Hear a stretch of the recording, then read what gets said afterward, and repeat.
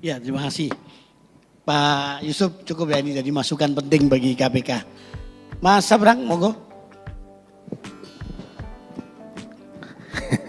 Oke, bismillahirrahmanirrahim. Sepemahaman saya salah satu negara paling korup di Asia saat itu adalah Hong Kong. Sampai pemadam kebakaran nggak mau nyemprotin airnya kalau nggak dikasih duit. Waktu itu sekitar 70-an, 80-an. Tapi, nggak ding, lebih ke belakang lagi, 40-an kalau nggak salah. Tapi mereka membereskan problem itu tidak lebih dari 10 tahun. Tingkat korupsi yang sangat parah, tapi beres. Mari pelajari strateginya, nggak harus ngikutin, tapi coba pelajari strateginya. Bagaimana James Comey bisa menang melawan Trump? Gimana NYPD? Sangat banyak kasus bagaimana menghadapi korupsi. Dan menurut saya, coba Anda pelajari, mohon maaf ini, coba Anda pelajari namanya archetype of problem. KPK dan korupsi di Indonesia itu masuk pada satu archetype yang namanya firefighting problem. Artinya sebuah rumah kebakaran, dia butuh bantuan sistem dari luar yang namanya pemadam kebakaran. Ketika pemadam kebakarannya tidak pergi dari rumah, artinya rumahnya masih bermasalah. Seharusnya KPK itu membangun sistem di dalam rumah, agar pemadam kebakarannya pergi. Karena dia tidak boleh membangun ketergantungan baru.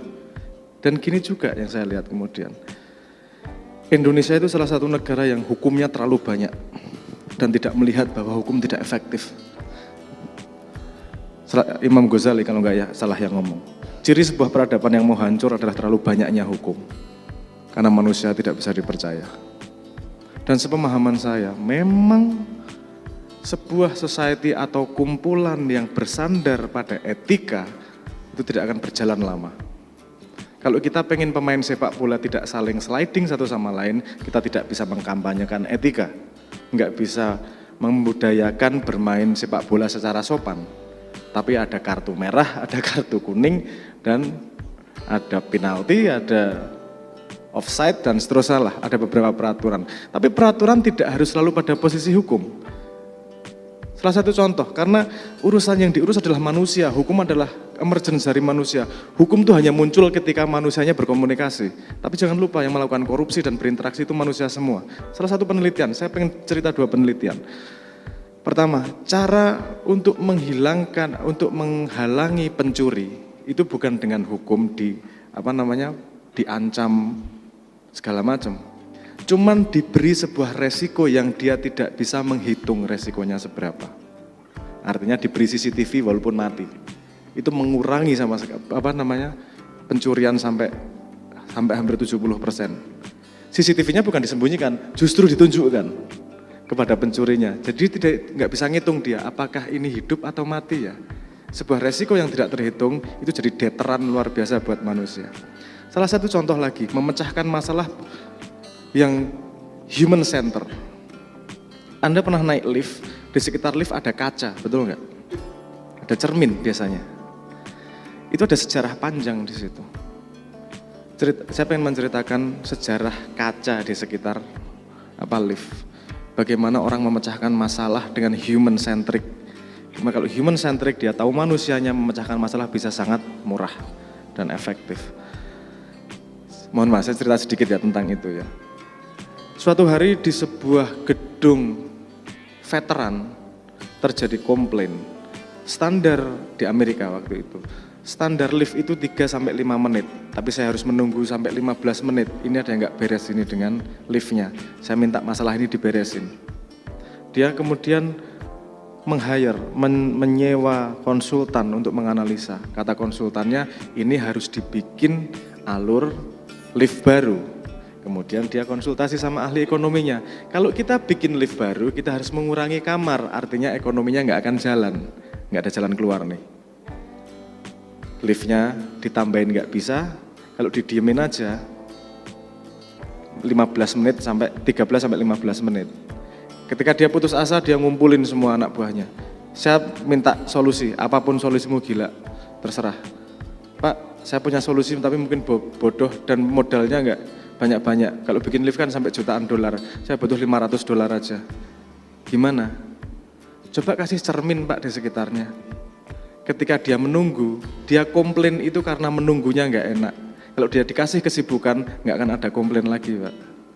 Akhirnya kemudian ditanam cermin di sekitar lift, nunggunya masih 13-15 menit. Tapi komplain jadi nol sama sekali. Lamanya lift tidak jadi masalah. Artinya human-nya yang yang dihandle. Saya beberapa kali ngasih input kepada pejabat negara, Pak Lurah dan seterusnya. Korupsi Indonesia sangat bisa dikurangi dengan social engineering kalau paham psikologi manusia dan sosiologi manusianya.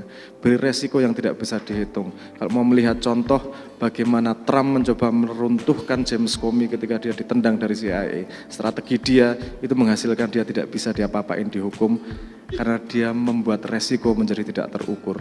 Manusia yang tidak bisa mengukur resikonya, strategi terbaiknya adalah tidak melakukan.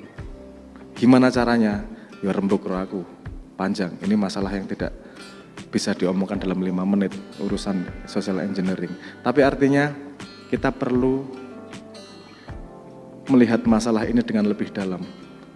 Perlu lateral thinking, perlu system thinking, perlu berpikir lebih dalam untuk membuat social engineering yang lebih baik untuk memecahkan masalah korupsi. Saya berani jamin, dengan langkah yang tepat, korupsi Indonesia bisa turun sampai sisa 30%. Hanya dengan drama yang benar. Saya berani menjamin, tapi pembahasannya tidak mudah dan kapan-kapan. Matur nuwun. Ya, tetap gak gampang ya tetap ya. Saya nggak ngomong nggak mungkin ya. Nggak gampangnya itu bukan manusianya, nggak gampangnya itu bikin orang paham untuk mau melakukan. Orang paham bukan, jangan membayangkan para pelakunya.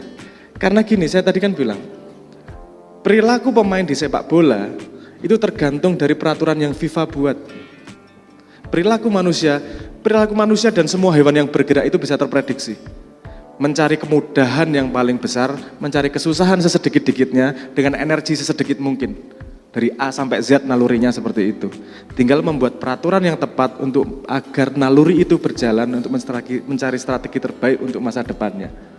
Itu kalau yang bikin peraturan rule of the game pinter, otomatis semua ikan akan berjalan sesuai dengan yang dibayangkan dalam itu.